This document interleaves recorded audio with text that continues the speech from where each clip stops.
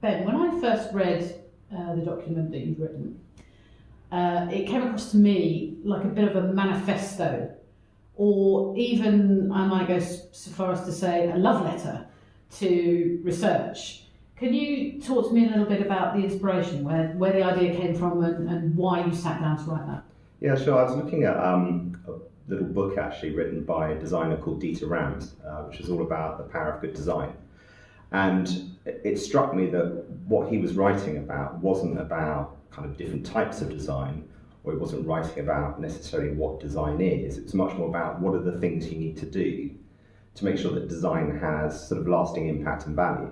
And it just struck me that there was an interesting parallel with how we come at research and what we place value on, and that the value is in the usage of it, the utility of it, the impact and value that it can have, not just in the sort of approach to research, the methodology, the sample sizes and all that kind of thing. So it just struck me there was a really interesting parallel, and I thought it was important to capture what are the things you need to do along the way on a project to make sure that they deliver impact and value and lasting impact at the end of the day. Tell me the thing that you love most about research that you think is maybe overlooked by people who work in the sector, or who potentially users of research as well as commissioners of research.